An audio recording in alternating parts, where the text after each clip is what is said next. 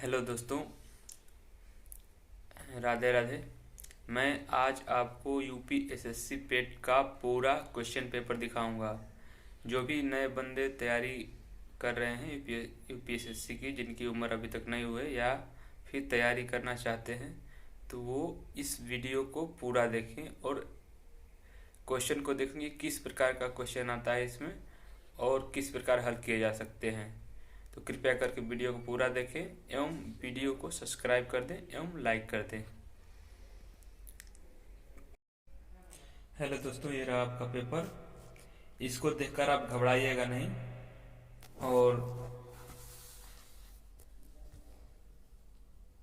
इसको देखकर घबराना नहीं है। ये यूपीएसएससी पेट का है। इसमें 2 घंटे समय है और ओएमआर सीट पे इसको ओएमआर सीट पे देना होता है। रिटन टेस्ट होता है और 100 नंबर का होता है। कृपया करके इसे पूरा देखें। ये देखिए, इसमें लिखा है, कृपया ओएमआर पत्रक पर अपना अनुक्रमांक, पंजीयन संख्या, प्रश्न पुस्तिका क्रमांक, परीक्षा केंद्र, 5 अंकों का परीक्षा तिथि, पाली आदि सभी प्रविष्टियों को ध्यानपूर्वक काले नीले बाल पॉइंट पेन से भरें। ओएमआर पत्रक में प्रश्न पुस्तिका क्रमांक की गलत प्रविष्टि भरने पे परीक्षा परिणाम गलत आएगा, जिसके लिए अभ्यर्थी स्वयं उत्तरदायी होगा। तो आपको कुल मिला के इसमें नीला काला पेन ले जाना है और कृपया करके जेल पेन का इस्तेमाल नहीं करना है। ये लिखा है, ऐसा जेल पेन का नहीं किया जाता है क्योंकि गोला भरने में बाहर आ जाता है तो कंप्यूटर से चेक होता है, इसलिए वो रद्द हो सकता है। वो उस क्वेश्चन कट सकता है, इसलिए आप कृपया करके ये इसका पूरा आगे का ऐसे दिखता है। ऐसे देखिए, ऐसे। अब इसको हम शुरुआत करते हैं। ये देखिए, ये रहा पहला क्वेश्चन इंग्लिश का। ये देखिए, ये आपको सारे पढ़ना है। ये यहाँ से पढ़ना है। लास्ट वीक ये इंग्लिश का क्वेश्चन है। आप वीडियो रोक के आप पढ़ सकते हैं, नहीं तो आप स्क्रीनशॉट भी ले सकते हैं। ये देखिए, ये रहा वीडियो रोक के आप इसको स्क्रीनशॉट ले सकते हैं। आप स्क्रीनशॉट ले लीजिएगा और ये देखिए, आपका ये इससे पहला क्वेश्चन रहा और उसके बाद ये आपका दूसरा क्वेश्चन रहा। ये इंग्लिश के क्वेश्चन होते हैं। कृपया इंग्लिश की तैयारी करके जाए। मैं अभी पीटी का पेपर दे के आया हूँ।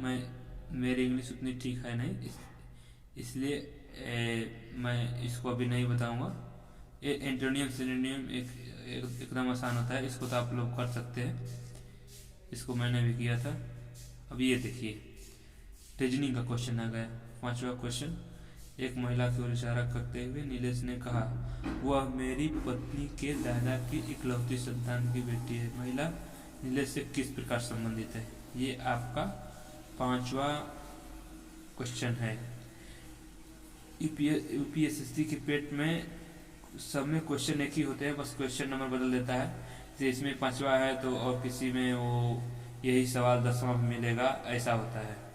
बाकी सारे क्वेश्चन एक ही होते हैं। एक दिन के एक शिफ्ट में आए हुए सारे क्वेश्चन पेपर एक ही जैसे होते हैं, बस क्वेश्चन नंबर बदले होते हैं।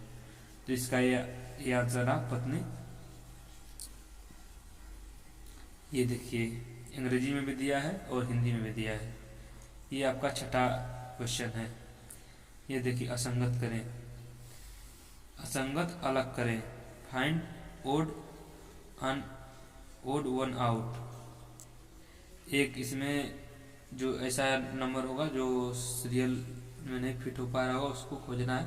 ये रीजनिंग का क्वेश्चन है। और देखिए, ये रहा आपका 7वां क्वेश्चन। 1 जनवरी 2006 को रविवार था। 1 जनवरी 2010 को सप्ताह का कौन सा दिन था? तो इसके लिए आप कहेंगे तो मैं कैलेंडर के लिए मैं एक अलग से वीडियो बना दूंगा, तो आप उसमें देख लीजिएगा। अब इसका मैंने ऐसे उत्तर लगा दी, शुक्रवार ही इसका आंसर है। इस क्वेश्चन के अनुसार, क्वेश्चन में जो दिया है रविवार रहे चाहे ना रहे उससे कोई मतलब नहीं है, लेकिन आपको मान के चलना चाहिए कि 1 जनवरी 2006 को रविवार ही था और उसके अकॉर्डिंग ही 1 जनवरी 2010 का दिन निकाल के और उसके बाद इसमें आंसर करना है। अब ये देखिए 8वां क्वेश्चन आ गया, give synonym for the word अर्टियल। ये 8वां क्वेश्चन है। अब ये देखिए 9वां क्वेश्चन, यदि नॉर्मल को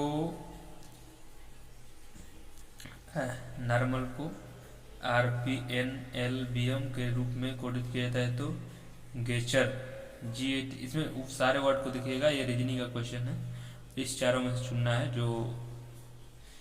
जो जिसे नॉर्मल का वो बन रहा है तो गेचर का क्या बनेगा, तो इसमें से देखना है वो और मैथड में भरना है।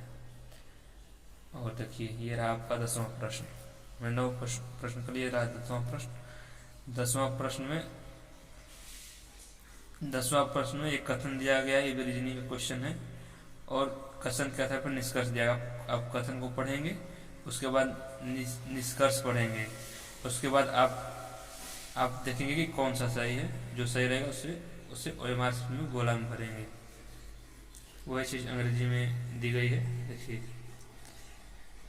तो हम लोग अब आ जाते हैं 11वें क्वेश्चन पे। प्रधानमंत्री नरेंद्र मोदी ने निम्नलिखित में से किस राज्य में IIBX India international bulletin exchange launch किया है? हमको ये नहीं आया था, तो कृपया करके आप इसका अगर आंसर जानते हो तो क्वेश्चन नंबर डाल के और उसका उत्तर दे दीजिएगा कमेंट में। ये देखिए 12वां नंबर है। आप कृपया करके 11वां नंबर देख लीजिएगा, उसका इस रोक के आप स्क्रीन शॉट ले लीजिए करिए, क्योंकि थोड़ा जल्दी में करेंगे क्योंकि 100 क्वेश्चन है। ये रहा 12वां क्वेश्चन, निम्नलिखित में से किस देश ने अगस्त 2022 में ताइवान के आसपास अपना अब तक का सबसे बड़ा सैन्य अभ्यास किया? ताइवान को आप जानते होंगे सेमी कंडक्टर एक पार्ट होता है, वो बनाता है। उसके और चीन के बीच तैनाती हुई थी अभी कुछ दिन पहले, जिसका राइट आंसर चीन है। ये देखिए आ गया आपका 13 नंबर क्वेश्चन। अगस्त 2022 में भारत की पहली अंडर वाटर मेट्रो का उद्घाटन निम्नलिखित में से किस शहर में किया गया था?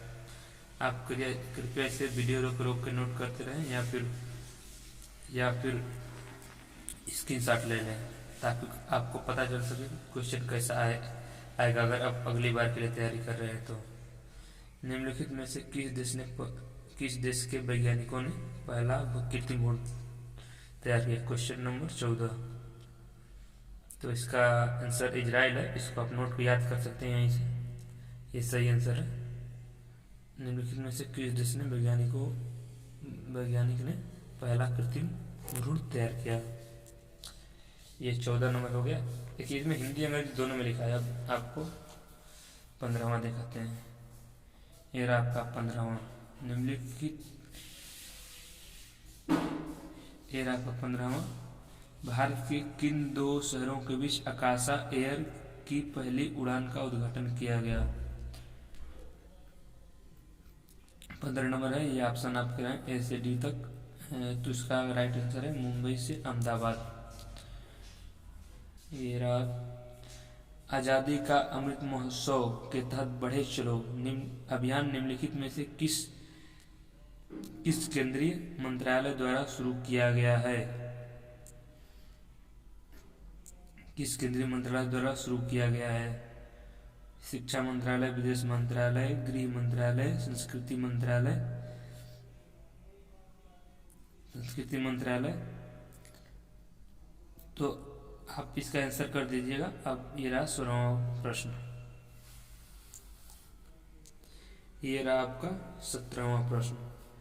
भारतीय सेना ने जुलाई 2022 में रिक्त स्थान नामक एक अखिल भारतीय उपग्रह संचार अभ्यास का आयोजन किया था? तो भारतीय सेना ने 2022 में, ये करंट अफेयर्स का क्वेश्चन है कि भारतीय उपग्रह संचार का अभ्यास का आयोजन किया था 2022 में। कौन सा नाम से किया था? तो ये रहा आपके ऑप्शन। इस ऑप्शन में से आप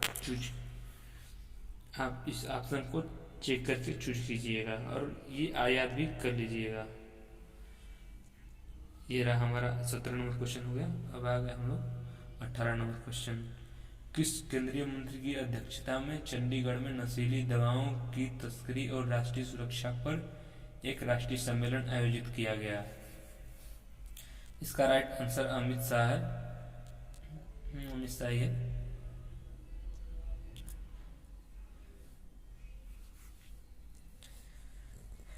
तो कृपया करके इसको स्क्रीनशॉट लेते रहें, नोट करते रहें वीडियो को रोक रोक कर। ये 19 नंबर क्वेश्चन नंबर 19। निम्नलिखित में से कौन सा भारतीय राज्य में पहला हर घर जल प्रमाणित राज्य बन गया? करंट अफेयर का है, इसको तो शायद हम सब लोगों को पता होगा। गोवा है 19 नंबर। और ये रहा आपका 20 नंबर। निम्नलिखित में से कौन भारत का पड़ोसी देश नहीं है? अब इसको नहीं जानेंगे तो क्या जानेंगे आप लोग?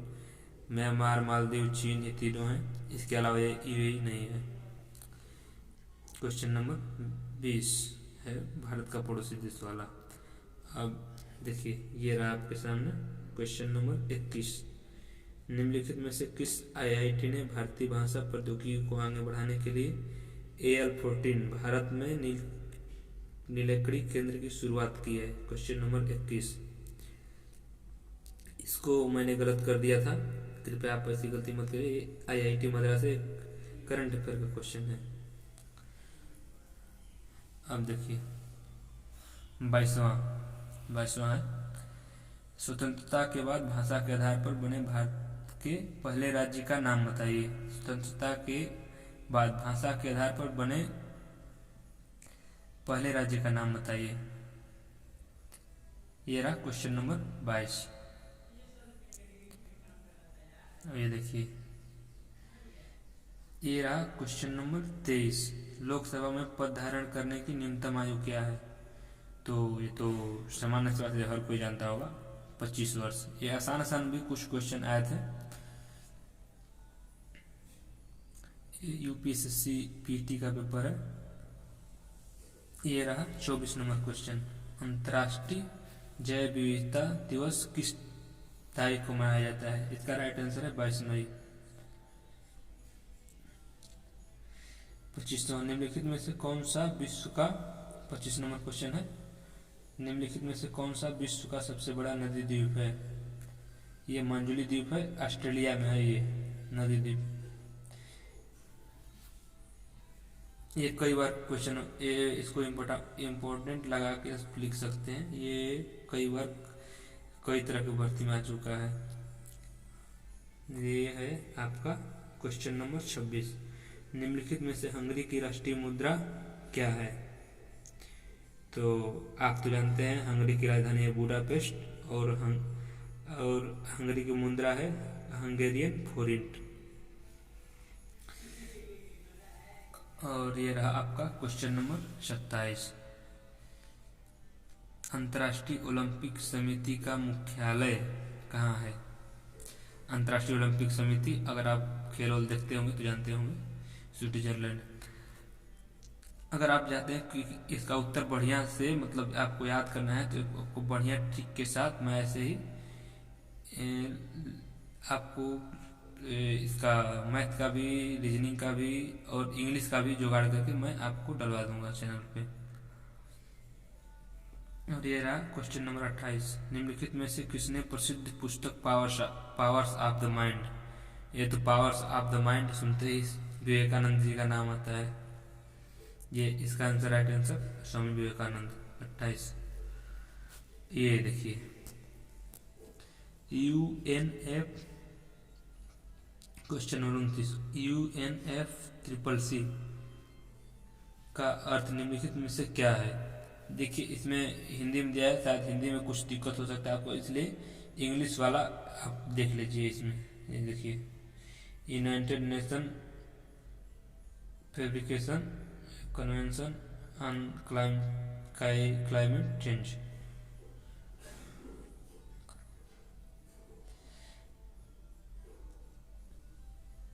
United nation federation council on the climate, ऐसे है। आप पूरा एक बार देख लीजिएगा, उसके बाद उत्तर दे दीजिएगा। उसके बाद क्वेश्चन नंबर 30, नौटंकी निम्नलिखित में से किस राज्य का लोक नृत्य है?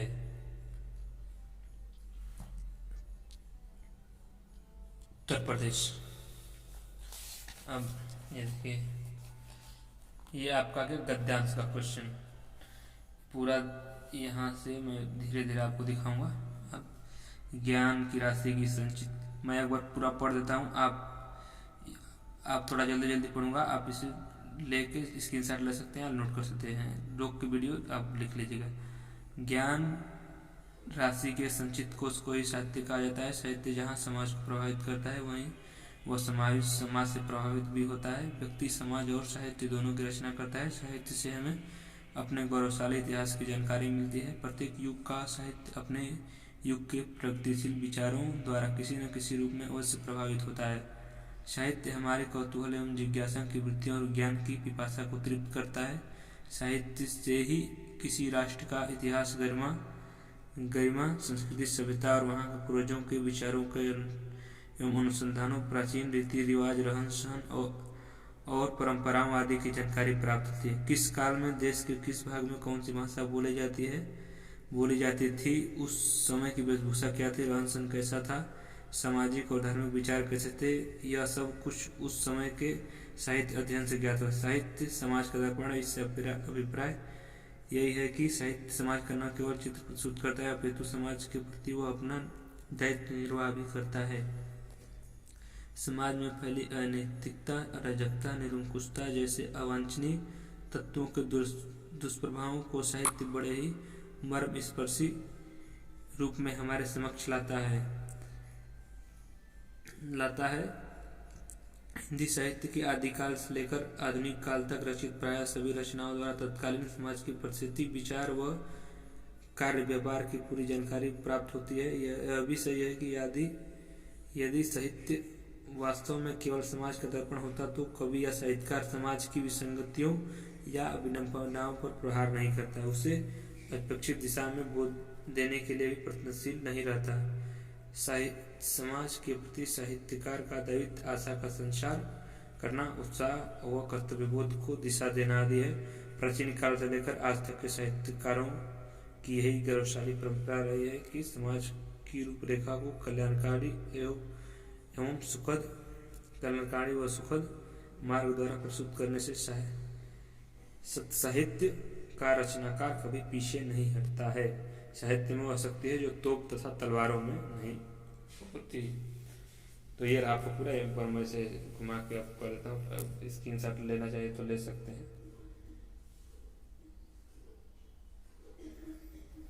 अब इसका है, ये देखिए, इसी पर आधारित है गद्यांश पे।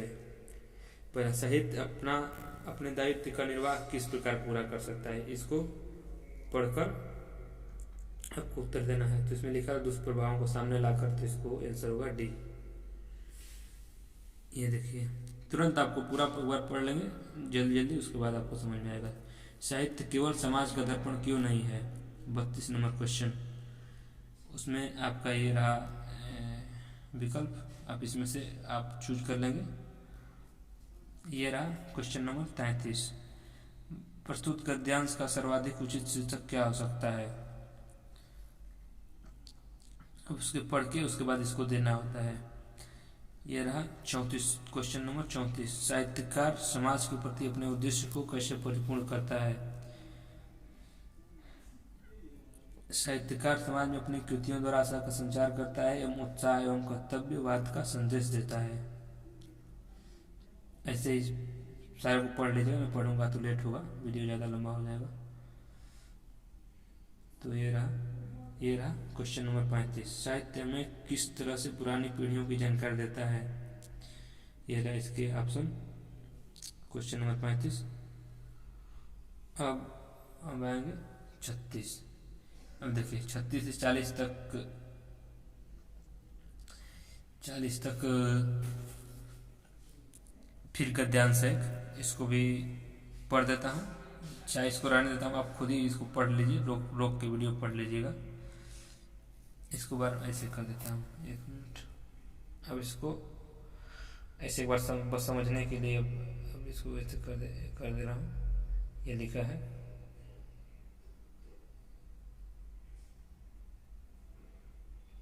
यह है। अब इस पे आधार एक क्वेश्चन ऐसा गद्यांश हो गया, और इस पे आधार 36 नंबर, सत्य अहिंसा को 80 की धार पर चलने के समान क्यों बताया गया है? ABCD ये आपका विकल्प है, इसमें से उत्तर चुनना है। यह रहा क्वेश्चन नंबर 37। सत्यरूपी परमेश्वर रत्न चिंतामणि को प्राप्त करने के लिए हम क्या कर सकते हैं?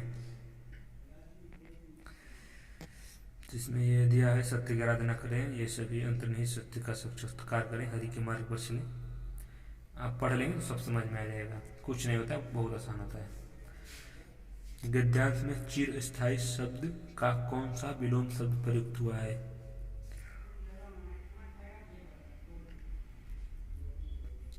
तो इसको आप देख लीजिएगा कौन सा प्रयोग हुआ है उसमें से। सत्य की तलाश कैसे की जानी चाहिए, क्वेश्चन नंबर 39, इसका ये विकल्प रहा, आप इसको देख लीजिएगा। जिज्ञासु को सत्य अहिंसा के पथ पर चलते समय संकटों का सामना कैसे करना चाहिए? 40वां नंबर क्वेश्चन है।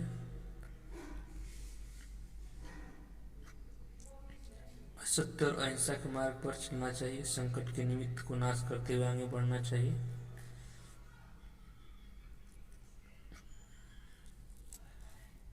यह विकल्प हो गया। अब आ जाएंगे 41 नंबर पर।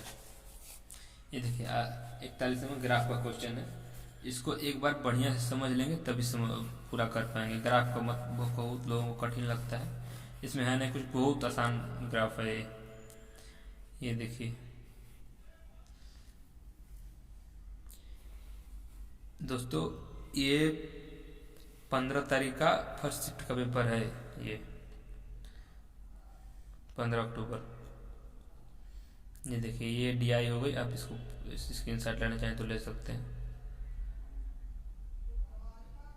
ये रहा, इससे क्वेश्चन एक पे 3 4 5 क्वेश्चन ऐसे आते हैं। एक रहा इस पे क्वेश्चन, दी गई अवधि के दौरान कंपनी द्वारा भुगतान की गई बोनस की कुल राशि इस अवधि के दौरान भुगतान की गई वेतन की कुल राशि का लगभग कितना परसेंटेज है?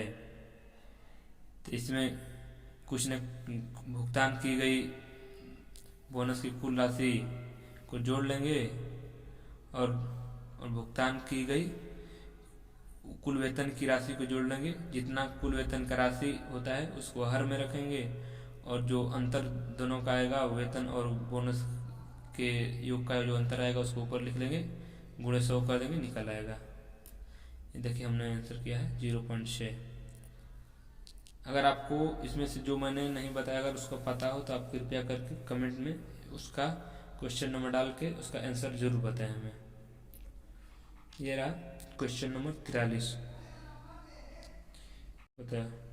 ये रहा क्वेश्चन नंबर 42, 2011 में इन सभी मदों पर कुल व्यय 2015 में कुल व्यय का लगभग कितना परसेंटेज था? तो वैसे ही करना है, 2011 में सभी मदों पर कुल व्यय, यानी वेतन तो व्यय होता नहीं तो वेतन को छोड़ के बाकी सभी को जोड़ के 2015 में कुल व्यय का 2015 में कुल व्यय जोड़ लेंगे, और उसके बाद 2015 के व्यय को नीचे रख लेंगे, और उसके बाद ऊपर अंश में दोनों के अंतर को रख के गुणते 100 कर देंगे, हो जाएगा। इस क्वेश्चन नंबर 43, इस अवधि के दौरान कंपनी को प्रतिवर्ष ब्याज की राशि कितनी चुकानी पड़ी?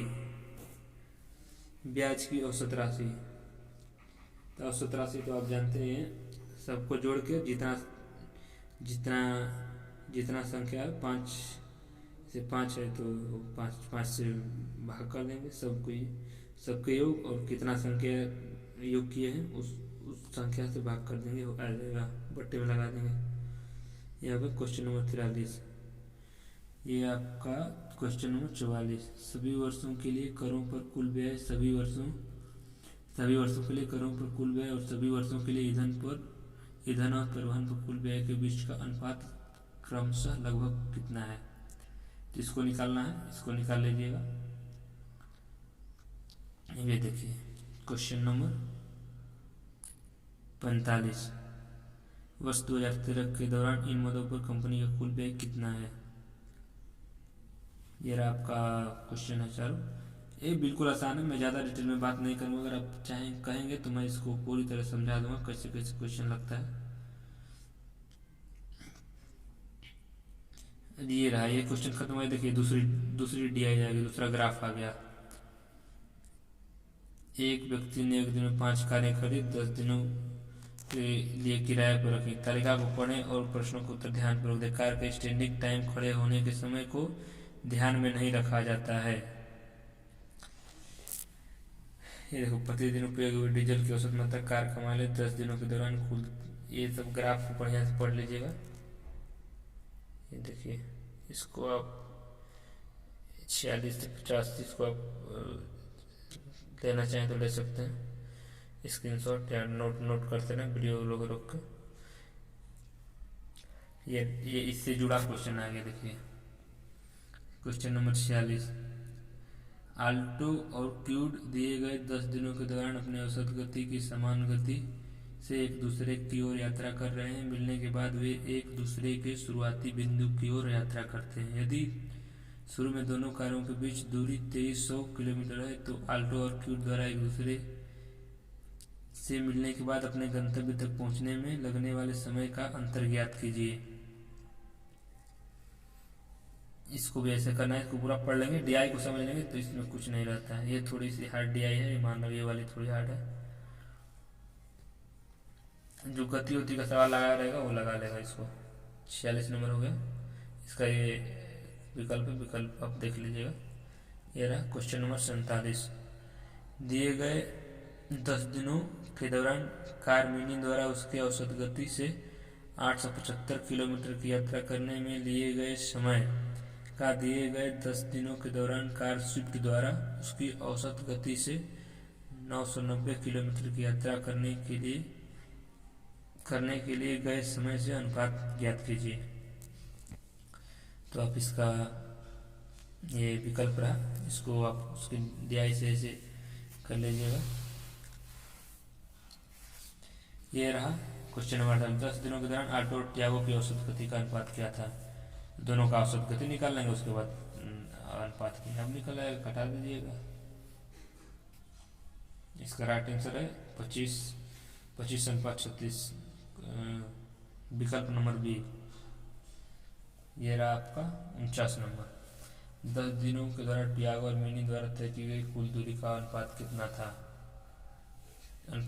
था। ये क्वेश्चन रहा। इसको ये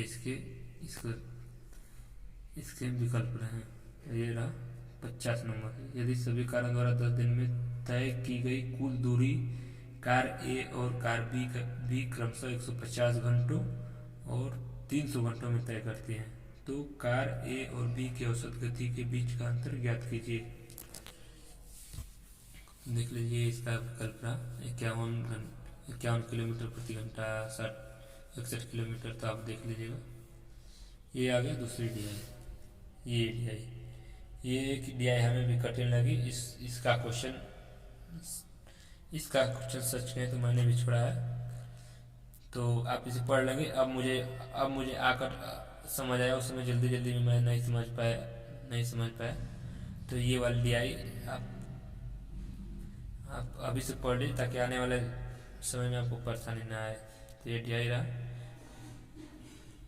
इससे जुड़ा देखिए, ये क्वेश्चन नंबर 51, 2003 के दौरान कंपनी में कार्यरत कर्मचारियों की संख्या थी। ये इसका विकल्प रहा 4650, 5300, 5500, 5000। तो आप इसमें से लगा लीजिएगा। अब आगे चलते हैं। क्वेश्चन नंबर 52, 2002 में 2 से 2003 तक वृद्धि कर्मचारियों की संख्या में लगभग कितने % की वृद्धि हुई। तो दोनों का 2002 से 2003 तक कर्मचारियों की संख्या में लगभग कितने %, इसको आप देख लीजिएगा। और इसका ये रहा विकल्प, इसको लगा लीजिएगा। 53 नंबर ये रहा क्वेश्चन नंबर 53, 2003 में कंपनी में काम करने वाले कर्मचारियों की संख्या 2006 में कंपनी में काम करने वाले कर्मचारियों की संख्या का लगभग कितनी परसेंटेज है। 53 नंबर है, ये इसका विकल्प रहा। अब ये रहा 54 नंबर। दी गई अवधि के दौरान किसी भी वर्ष में कंपनी में शामिल होने वाले कर्मचारियों की न्यूनतम संख्या का कंपनी छोड़ने वाले कर्मचारियों की अधिकतम संख्या से अनुपात कितना है। 54 नंबर है, ये इसका विकल्प रहा। एक क्वेश्चन नंबर 55, किस वर्ष में पिछले वर्ष की तुलना में कंपनी छोड़ने वाले कर्मचारियों की संख्या में प्रतिशत वृद्धि की कमी अधिकतम है। क्वेश्चन नंबर 55, ये रहा इसका विकल्प, इसमें देख लीजिएगा। ये देखिए फिर एक DI आ गई। इस ग्राफ को पढ़िएगा, उसके बाद इसी ग्राफ के आधार पे ये आप क्वेश्चन दिएगा। देखिए इस ग्राफ में लिखा गया 50 से 60, मतलब 50 से 60 तक नंबर तक क्वेश्चन इसी ग्राफ से हैं।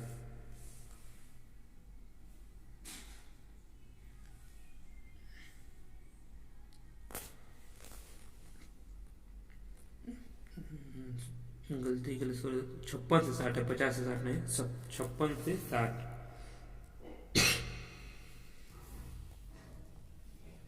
56 नंबर क्वेश्चन ये रहा। 2015 और 16 का औसत उत्पादन निम्नलिखित में से किस वर्ष के युग्म के औसत उत्पादन के बिल्कुल बराबर था। ये इसका कर लीजिएगा, इसमें देख लीजिएगा। अब ये रहा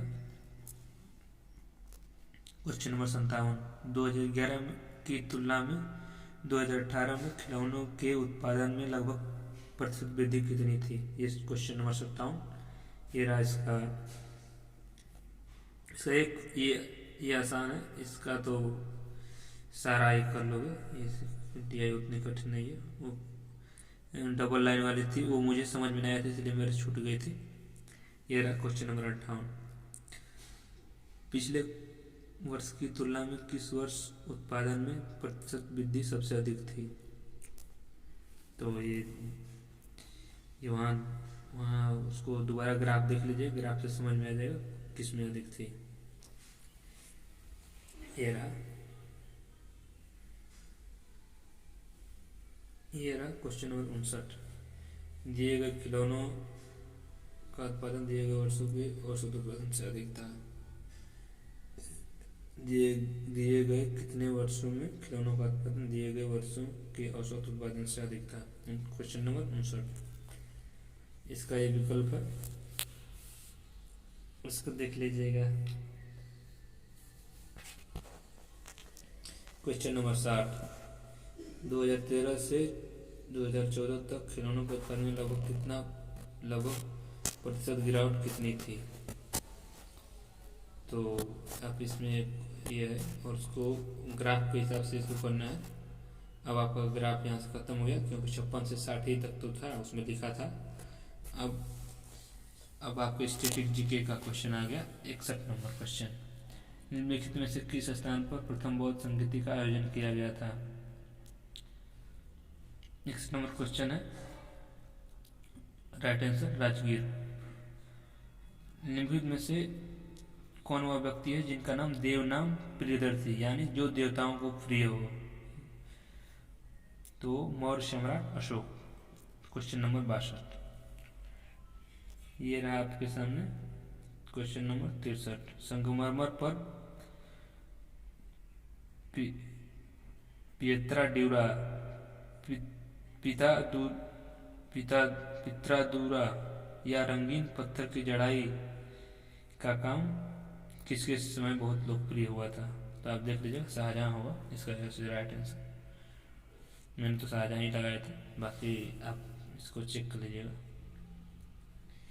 निम्नलिखित में से किस युग में तांबे का पहली बार उपयोग किया गया। क्वेश्चन नंबर 64, ताम्रपाषाण युग। अब देखिए ये आपका आ गया ग्राम भूदान आंदोलन। क्वेश्चन नंबर 65, ग्राम भूत आंदोलन निम्नलिखित में से किसके द्वारा शुरू किया गया? विनोबा भावे। ये क्वेश्चन नंबर 66। दांडी नामक यात्रा के दौरान निम्नलिखित में से किस सामाजिक कार्यकर्ता ने गांधी जी को आंदोलनों को केवल पुरुषों तक सीमित न रखने के लिए राजी किया था? ये पुरुषों तक सीमित न रखने के लिए राजी किया था ये मैडम भीखा कामा जी। विकल्प नंबर सी राइट आंसर है।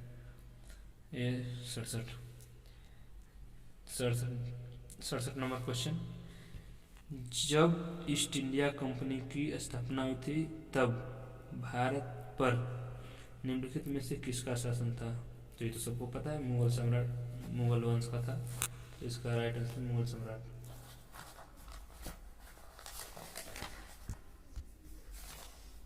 देखिए क्वेश्चन नंबर 38। सरकार के निम्नलिखित में से किस अधिनियम के कारण मुंबई से सिंध प्रांत का निर्माण हुआ? तो इसका भारत सरकार अधिनियम में लगाया हूँ, बाकी आप देख लीजिएगा, मैं भी लगाया हूँ। ये क्वेश्चन नंबर 68। ये रहा क्वेश्चन नंबर 69 69।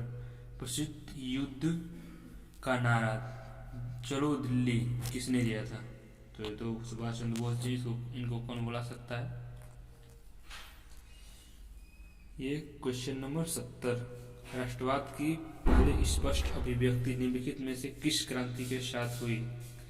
औद्योगिक क्रांति, फ्रांसीसी क्रांति, रूसी क्रांति, अमेरिकी क्रांति। तो आप देख लीजिएगा इसमें कौन है। हमारा हिसाब से होनी चाहिए फ्रांसीसी क्रांति होनी चाहिए। आप इसका राइट आंसर देख लीजिएगा, मुझे स्पष्ट नहीं है। निम्नलिखित में भारत में अक्टूबर की गर्मी का मुख्य कारण क्या है? भूगोल में तो देखना पड़ेगा। भारत के गंगा मैदानी इलाकों में अल्पदाब तंत्र, ये तो नहीं हो सकता। इसमें डी हो सकता है, शायद डी ही होगा। Question number 71।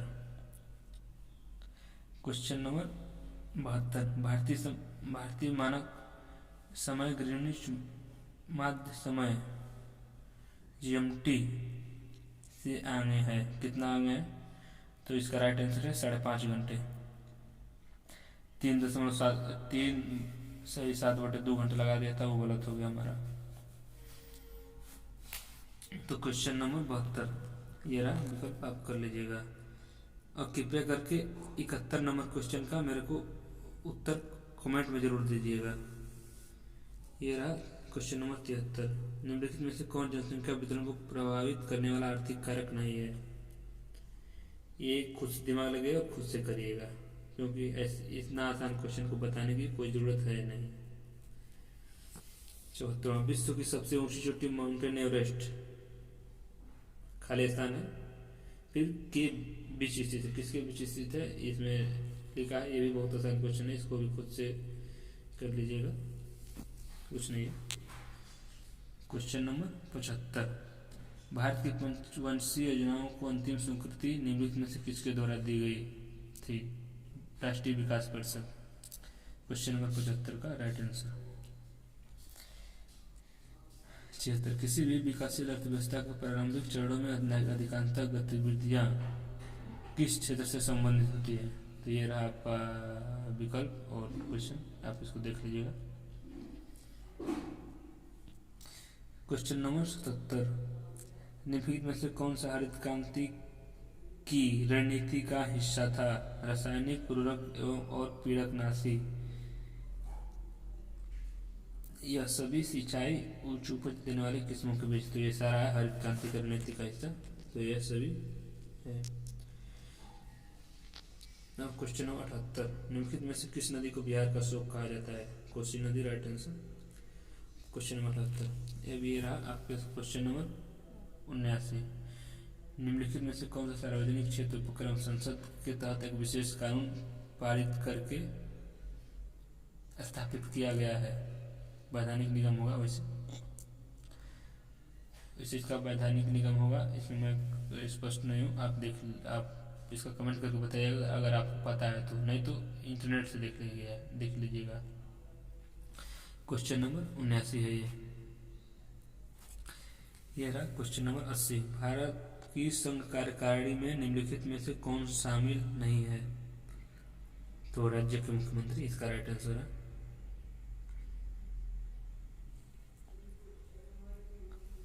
Question number 81। निम्नलिखित में से कौन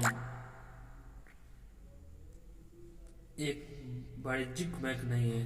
आप इंग्लिश में भी है, आप चाहे तो इंग्लिश में भी देख सकते हैं, पर हिंदी ज़्यादा सही लगेगा इसलिए मैं हिंदी में दिखा रहा हूँ।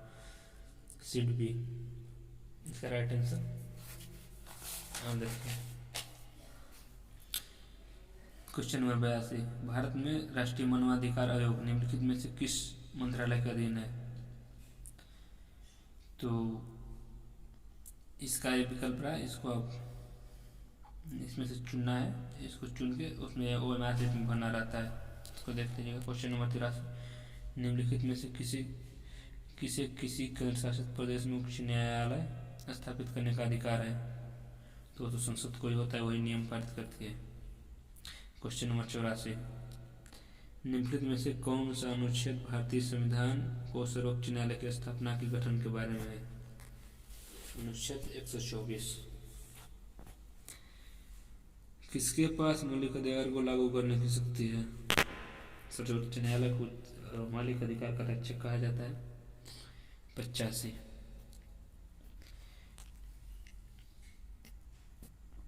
हो गया। और ये रहा question number 86।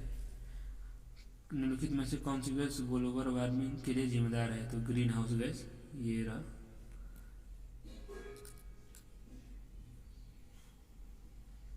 Green house gas है। 37। निमोनिया मानव शरीर 87 नंबर क्वेश्चन। निमोनिया मानव शरीर के निम्नलिखित में से किस अंग को प्रभावित करती है? तो इसका राइट आंसर डी फेफड़ा। Question number 88। निम्नलिखित में से कौन सा वनस्पतिक रेशा नहीं है? तो जूट भी होता है, फ्लैक्स भी होता है, कॉटन भी होता है। इसका right answer C nylon. Question number 89। तारे का रंग निम्नलिखित में से किस पर निर्भर करता है? तारों का रंग ये वायु प्रदूषण पर निर्भर करता है। राइट आंसर बी ये रहा। क्वेश्चन नंबर 90 ये रहा। इसको आप देख लीजिएगा, उसके बाद करिएगा। 90 ये रहा। 91 इसका नीचे दिया गया है, दोनों को एक ही साथ में देख लीजिए, स्क्रीनशॉट लेना है ले लीजिए। ये रहा क्वेश्चन नंबर 92।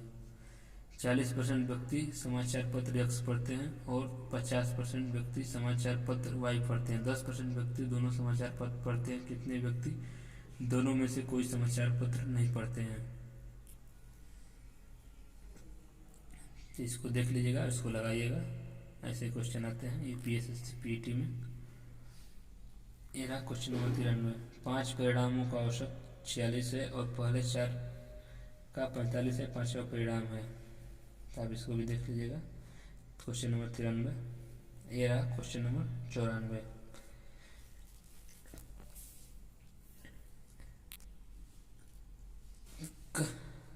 क्वेश्चन नंबर 94 है, इसको देख लीजिएगा, नीचे विकल्प है।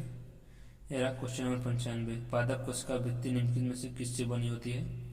अगर आपको पता है तो उसे कमेंट में डालिएगा। ये रहा आपका। और ये 96 किस विकल्प में शब्द युग्म का अर्थ भेद सही नहीं है? तो आप खुद ही देख लीजिए, हिंदी का क्वेश्चन। 97 किस विकल्प में सभी शब्द परस्पर पर्यायवाची ये देखिए पर्यायवाची हैं? परावती, रुद्राणी, भवानी। ये 97 नंबर क्वेश्चन। 98 किस विकल्प में सही विलोम युग्म है? नूतन, पुरातन, जोड़, मेल, कर्कश, कुरकुरा, निषिद्ध, तुच्छ। तो इसका नूतन पुरातन सही होगा। Right answer A. Question number 98 का right answer A. Question number 99 ख्याली पुलाव पकाना। असंभव बातों की कल्पना करना। क्वेश्चन नंबर 100 महर्षि शब्द का सही संधि विच्छेद बताइए। तो इसका सही संधि विच्छेद है महा प्लस ऋषि, महान ऋषि को उसको शॉर्ट फॉर्म में महर्षि बोलते हैं। तो आपने पूरा देख लिया, ये इसको पूरा देख लीजिएगा। ऐसे क्वेश्चन आते हैं, सबको ध्यानपूर्वक देखिएगा, सबको नोट कीजिएगा, सबको हल कीजिएगा। अगर मैं शुरू से सभी के फोटो दिखा देता हूँ ताकि आप लोग स्क्रीनशॉट ले सकें। तो ये देखिए,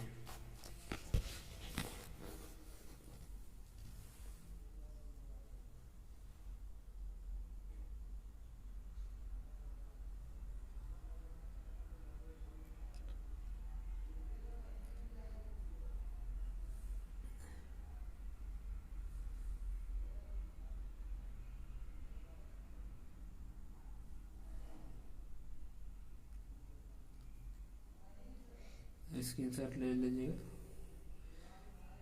जल्दी जल्दी मैं दिखा रहा हूँ, ऐसा आता है। थोड़ा थोड़ा धुंधला आ रहा है, इसके लिए मैं कुछ चाहता हूँ, पर आपको तो केवल क्वेश्चन से मतलब है, इसलिए क्वेश्चन देखिए, क्वालिटी से क्या लेना देना है, समझ में आ रहा है, ये बहुत बड़ी बात है। शुरू से बताया ही है।